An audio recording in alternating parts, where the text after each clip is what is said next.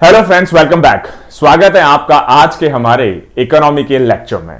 आज इकोनॉमी में जो हम आपको बताने वाले हैं वो है हाल ही में रिलीज्ड Q1 का जीडीपी डेटा। और इस जीडीपी डेटा से हमें किस किस इंफॉर्मेशन के बारे में पता चलता है, कैसे इस जीडीपी डेटा को पढ़ा जाना चाहिए, समझा जाना चाहिए, इंटरप्रेट किया जाना चाहिए। तो सबसे पहले तो ये टॉपिक न्यूज में क्यों बना रहा, अभी पिछले हफ्ते ही ministry of statistics and programme implementation ने जो हमारा Q1 डेटा है फाइनेंशियल ईयर 2021-22, और फाइनेंशियल ईयर कब से स्टार्ट होता है फ्रेंड्स? फाइनेंशियल स्टार्ट होता है आपका 1 अप्रैल से और अगले साल के 31 मार्च तक बेसिकली कैरी ऑन करता है। इसका मतलब अगर फर्स्ट क्वार्टर में कहूंगा तो पहले 3 महीने, इसका मतलब अप्रैल, मई और जून का जो हमारा जीडीपी डेटा है उसको रिलीज किया गया है।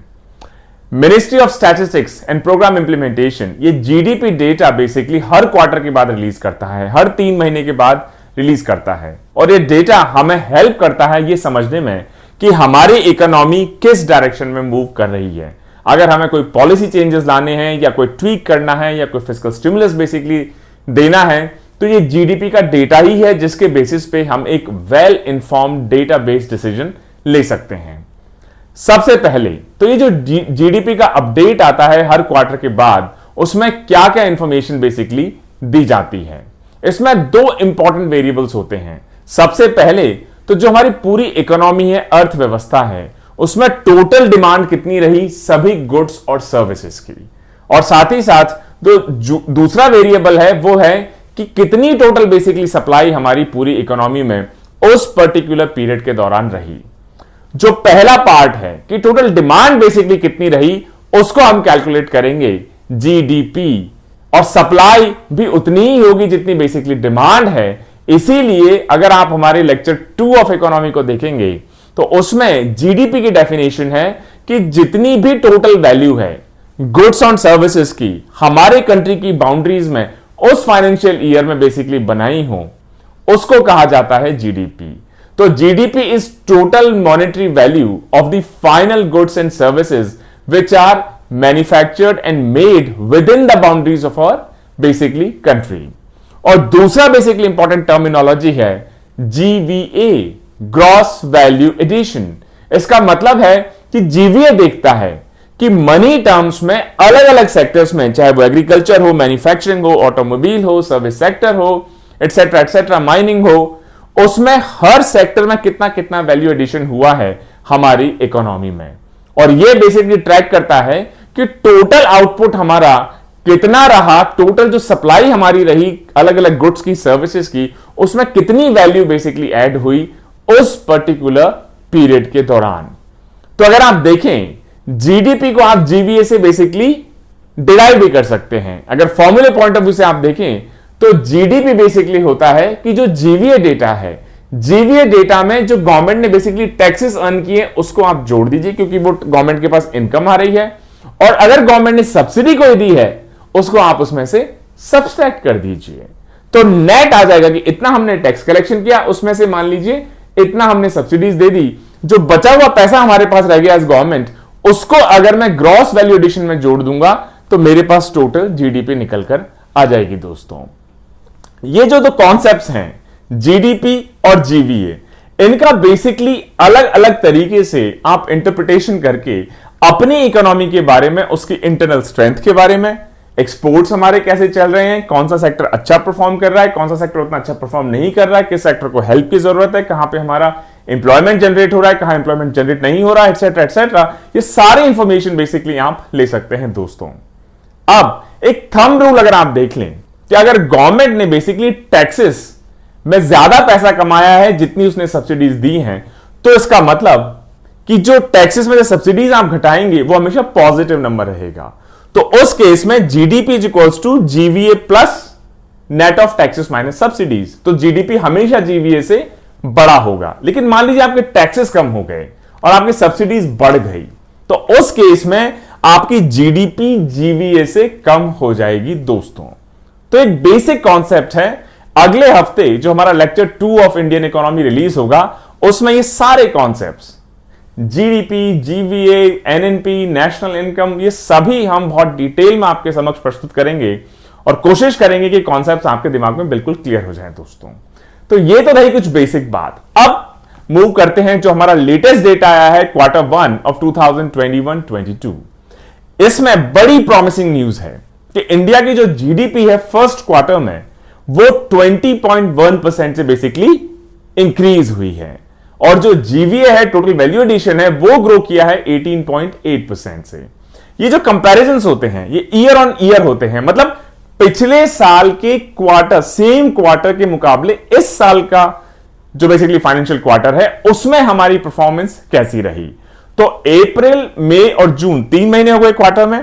अब पिछले साल के मुकाबले मतलब 2020 का जो क्वार्टर होगा, मतलब अप्रैल, मई, जून ऑफ 2020, उसके मुकाबले अप्रैल, मई एंड जून ऑफ 2021 में हमारी जीडीपी और जीवीए कैसा रहा।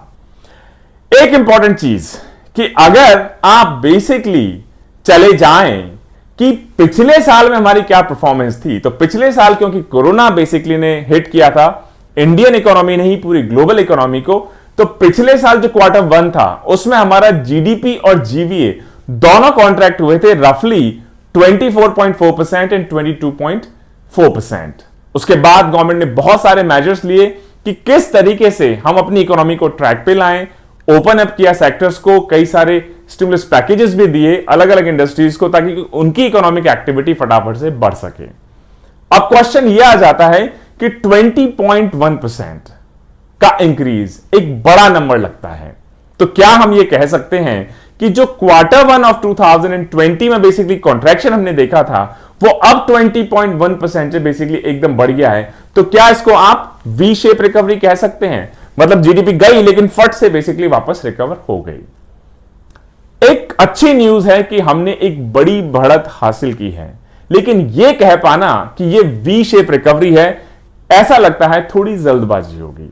और इसका कारण है एक टर्मिनोलॉजी है जिसको कहा जाता है लो बेस इफेक्ट। लो बेस इफेक्ट का मतलब है कि अगर जिसके कंपैरिजन में आप डेटा को बेसिकली देख रहे हैं, एनालाइज कर रहे हैं, अगर वो पहले से बहुत कम है तो थोड़ा सा भी अगर इंक्रीज होगा तो परसेंटेज टर्म्स में आपको हो सकता है बहुत बड़ा नंबर लगे। और क्योंकि हम कंपेयर कर रहे हैं हमारे इस साल के डेटा को 2020 का जो Q1 था, जिसमें कोरोना की वजह से जब 25 मार्च को बेसिकली लॉकडाउन लगा, उसकी वजह से सारी इंडस्ट्रीज और सेक्टर्स बंद हो गए थे, तो ऑलरेडी जीडीपी बहुत ज्यादा नीचे गिर चुकी थी। अब क्योंकि जीडीपी का बेस बहुत लो हो गया, थोड़ा सा भी अगर इंप्रूवमेंट होगा तो परसेंटेज टर्म्स में हमें बहुत ज्यादा लगेगा। इसलिए ऐसे केसेस में आप सिर्फ परसेंटेज नंबर पे ना जाएं, लेकिन टोटल एब्सोल्यूट वैल्यू कि ठीक है 20.1% तो बढ़ा, लेकिन आप मुझे डॉलर टर्म्स में या रुपी टर्म्स में बताइए कि अगर 2020 में मान लीजिए मेरी 36 लाख करोड़ की जीडीपी थी तो इस साल कितनी हो गई, उससे आप एक बेटर एनालिसिस कर पाएंगे। तो इस वजह से बहुत सारे इकोनॉमिस्ट का कहना है क्योंकि इंडिया का बेस पिछले साल पैंडेमिक की वजह से कम हो गया था, तो लो बेस इफेक्ट की वजह से इस साल की जीडीपी का 21% को वी शेप रिकवरी नहीं कहा जा सकता। ये बिल्कुल सही डायरेक्शन में एक स्टेप है, लेकिन इसको एकदम नहीं कहा जा सकता कि इंडिया की इकोनॉमी एकदम तेजी से आगे बढ़ना शुरू हो चुका है। इनफैक्ट अगर आप डिटेल्स में देखें, आप एब्सोल्यूट नंबर्स में देखें कि परसेंटेज छोड़िए, ओवरऑल वैल्यू बताइए जीडीपी की, तो आज हमारा जो आउटपुट लेवल है 2021 Q1 में, ये अभी भी 2017-18 का जो लेवल था उसके आसपास ही है। मतलब पिछले 2, 2.5, 3 साल में अलग अलग रीजंस की वजह से हो सकता है कि हमारी एब्सोल्यूट जो जीडीपी है उसमें बहुत ज्यादा इंक्रीमेंट हमको देखने को ना मिला हो दोस्तों।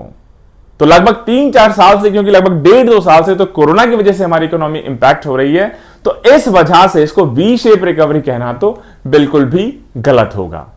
अगर आप कुछ डेटा देख लें तो 2017-18 में जो टोटल जीडीपी थी वो रफली थी 31,62,000 करोड़ की, और 2021-22 में वो है रफली 32,38,000 करोड़ की। तो सिर्फ आप देखेंगे मोटा मोटा सिर्फ 90,000 करोड़ का इंक्रीमेंट देखने को मिला है हमें पिछले 4 साल में दोस्तों। लेकिन एक अच्छी शुरुआत हुई, एटलीस्ट हम लोगों ने जो नेगेटिव में जीडीपी चली गई थी हमारी कोरोना पैंडेमिक की वजह से, अब वो फिर से पॉजिटिव डोमेन में आ गई है। हम फिर से बेसिकली इकोनॉमिक ग्रोथ और प्रोग्रेस की तरफ बढ़ना शुरू कर चुके हैं। अब अगर आप जीवीए की बात देख लें तो 17-18 में जो जीवीए था हमारा 29,62,000 करोड़ था। वही जीवीए हमारा इस क्वार्टर ऑफ 2021-22 में बढ़कर 30,47,000 करोड़ हो गया है। सो रफली आप कह सकते हैं कि वही 90,000 करोड़ के आसपास का इंक्रीमेंट है पिछले 4 साल में। अदिति नायर जो चीफ इकोनॉमिस्ट ऑफ आईसीआरए हैं, जो कि एक रेटिंग एजेंसी है, अलग अलग इकोनॉमीज को बेसिकली रेट करते हैं, उनके हिसाब से ये जो 20.1% का वी शेप बेसिकली अगर आप इसको ग्रोथ देखने लग जाएं, थोड़ा सा बेसिकली मिसलीडिंग हो जाएगा दोस्तों। अब आप देखें कि अगर हम quarter on quarter basically growth देख लें, फाइनेंशियल ईयर 2021-22 मतलब कि इस साल का अप्रैल मई जून, लेकिन इसको अगर हम कंपेयर करें क्वार्टर 4 ऑफ फाइनेंशियल ईयर 2021 मतलब कि 2021 के जनवरी फरवरी और मार्च, वो हो गया Q4 पिछले फाइनेंशियल ईयर का, अप्रैल मई जून हो गया Q1 of this financial year. इन दोनों को कंपेयर करें तो इन दोनों के कंपेयर से हमको लगता है कि हमारी जीडीपी बढ़ने के बजाय रफली 17% से कॉन्ट्रैक्ट हो गई है, कम हो गई है। तो बड़ी पिक्यूलियर सी सिचुएशन है। अगर जीडीपी का नॉर्मल स्टेट चल रहा हो तो बेसिकली आप पिछले साल से कंपेयर करेंगे उस पर्टिकुलर पीरियड में तो एक आपको फेयर असेसमेंट मिलेगा। लेकिन ऐसी सिचुएशंस जहां पे एबनॉर्मल कंडीशंस क्रिएट हो जाएं जैसे पैंडेमिक एटसेट्रा, तो उसमें परसेंटेज टर्म्स में कंपैरिजन बहुत बार मिसलीडिंग हो सकता है। अब अगर आप जीडीपी के सब कंपोनेंट्स को देखें और जीडीपी की क्या वास्तव में हालत है उसको देखें, तो जीडीपी डेटा में 4 इंपॉर्टेंट इकोनॉमिक ग्रोथ के इंजन होते हैं। इसमें इंडिया के टर्म्स में अगर आप देखें तो सबसे बड़ा जो कंपोनेंट है जिसको कंजम्पशन कहा जाता है, सी कहा जाता है। कंजम्पशन किसके द्वारा? जो प्राइवेट इंडिविजुअल्स हैं, हाउस होल्ड्स हैं, हमारे जैसे लोग, हमारे जैसे घर हैं, उनका। तो इंडियन इकोनॉमी में ये जो प्राइवेट हाउस होल्ड्स या इंडिविजुअल्स का कंजम्पशन है, ये रफली 56% है। इसको बेसिकली कहा जाता है प्राइवेट फाइनल कंजम्पशन एक्सपेंडिचर या फिर पीएफसीई। जो दूसरा बड़ा बेसिकली इंजन है उसको कहा जाता है इन्वेस्टमेंट, जिसको आई से डिनोट किया जाता है। और ये जनरली जो कंजम्पशन है ये बेसिकली जो प्राइवेट सेक्टर हमारा है उसके द्वारा जनरेट किया जाता है। परसेंटेज टर्म्स में आप देख लें तो जैसे हमारा जो इंडिविजुअल्स और हाउस होल्ड्स का कंट्रीब्यूशन है वो लगभग 56% है। जो इन्वेस्टमेंट है, जो प्राइवेट सेक्टर बिजनेसेस हैं, इनका कंट्रीब्यूशन रफली 32% है। इसको कहा जाता है ग्रॉस फिक्स्ड कैपिटल फॉर्मेशन या जीएफसीएफ। जो तीसरा इंपॉर्टेंट इंजन है वो है जो गवर्नमेंट की बेसिकली डिमांड होती है गुड्स एंड सर्विसेज की, क्योंकि गवर्नमेंट भी बहुत सारे अपने प्रोजेक्ट्स के लिए गुड्स एंड सर्विसेज की डिमांड करता है। वो इंडिया की इकोनॉमी में है रफली 11%। इसका टेक्निकल नेम है गवर्नमेंट फाइनल कंजम्पशन एक्सपेंडिचर या जीएफसीई। जो चौथा इंजन है वो बेसिकली है नेट एक्सपोर्ट्स। इसका मतलब कि जितना हमारा एक्सपोर्ट हो रहा है और जितना हम इंपोर्ट कर रहे हैं दूसरे कंट्री से, उसका नेट कितना है और इंडिया की क्या कंडीशन रहती होगी नेट एक्सपोर्ट्स के मामले में। हम ज्यादा एक्सपोर्ट करते हैं, ज्यादा इंपोर्ट करते हैं? What do you think? India unfortunately कहीं ज्यादा बेसिकली इंपोर्ट करता है दूसरे कंट्री से अपने एक्सपोर्ट्स के मुकाबले। मतलब हमारा जो फोर्थ कंपोनेंट है नेट एक्सपोर्ट्स, ये हमेशा नेगेटिव ही रहता है। और इस कारण जब आप जोड़ेंगे कि इंडिविजुअल्स का कंजम्पशन कितना है, बिजनेसेस का इन्वेस्टमेंट कितना है, गवर्नमेंट का कंजम्पशन कितना है और नेट टैक्सेस कितने हैं, तो ये नेट टैक्सेस वाला जो कंपोनेंट है ये हमेशा इंडिया की जो अभी इकोनॉमी की सिचुएशन है उसमें नेगेटिव ही बेसिकली रहेगा दोस्तों। इसका मतलब जो मेजर प्लेयर्स बेसिकली हमको एड्रेस करने हैं हमारी इकोनॉमी को बढ़ाने के लिए, सबसे बड़ा कंट्रीब्यूशन किसका है? Private individuals, private house holds, मतलब हमारे जैसे घरों का। उनको प्रमोट करना होगा, उनके हाथ में ज्यादा पैसा देना होगा ताकि वो जाके मार्केट में जाएं, चीजें खरीदें, ताकि जो हमारी कंपनीज है वो प्रोड्यूस करें और उन प्रोड्यूस करने के लिए जिनको लेबर चाहिए, लैंड चाहिए, कैपिटल चाहिए, वो सारी बेसिकली मार्केट में आ सकें। और दूसरा हमें फोकस करना होगा जो हमारा प्राइवेट इन्वेस्टमेंट है। और सच्चाई यह है कि जो सबसे इंपॉर्टेंट वेरिएबल है जो कि हमारा प्राइवेट इंडिविजुअल्स का है या फिर हमारे कॉर्पोरेट और प्राइवेट बिजनेसेस का इन्वेस्टमेंट है, इन दोनों ही चीजों में हमें बहुत ज्यादा बढ़ोतरी अभी नहीं दिखाई दे रही है। इनफैक्ट अगर आप नंबर्स की बात कर लें तो इन्वेस्टमेंट जो हमारा है जीएफसीएफ मतलब प्राइवेट बिजनेसेस का, ये अभी भी 2018 और 19 के लेवल पर ही है। पिछले 3 साल से प्राइवेट इन्वेस्टमेंट में हमें बहुत ज्यादा बढ़ोतरी इंक्रीज देखने को नहीं मिल रहा है दोस्तों।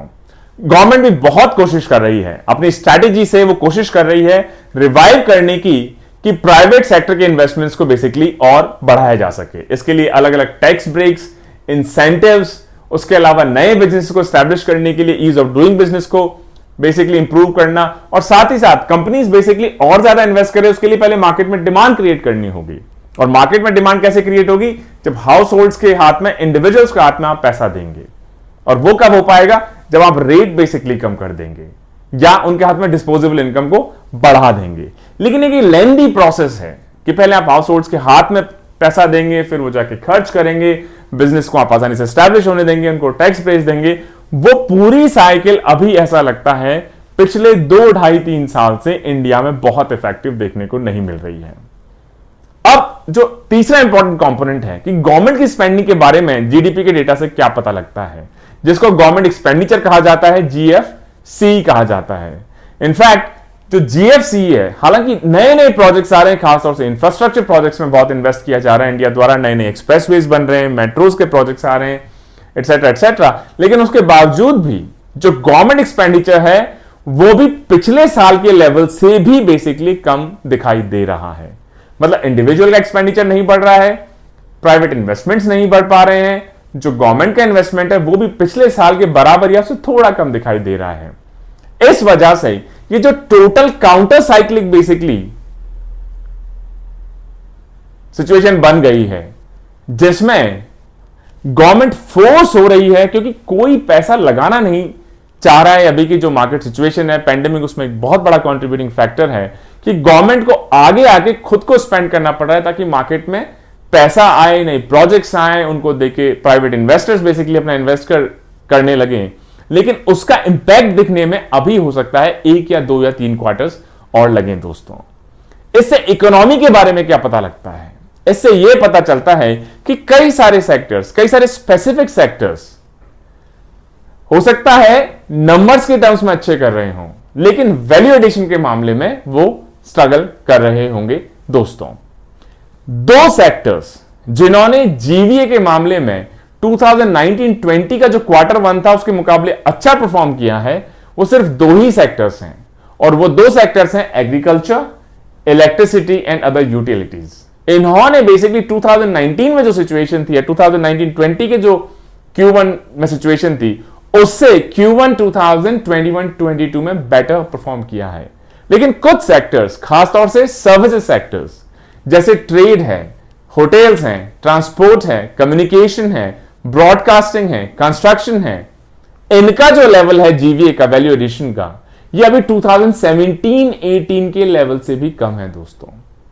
और ये इतने इंपॉर्टेंट फैक्टर्स हैं, इन सेक्टर से ज्यादातर जो जॉब क्रिएशन होता है, चाहे वो कंस्ट्रक्शन हो, हॉस्पिटैलिटी हो, होटल्स हो, कम्युनिकेशन हो, इसमें जॉब क्रिएशन लार्ज स्केल होता है, क्योंकि बहुत सारा जो unskilled, semi skilled basically labour है वो कंस्ट्रक्शन एक्टिविटीज में माइग्रेट करता है बॉम्बे के लिए, गुजरात के लिए, तमिलनाडु के लिए, दिल्ली के लिए, एनसीआर के लिए एटसेट्रा।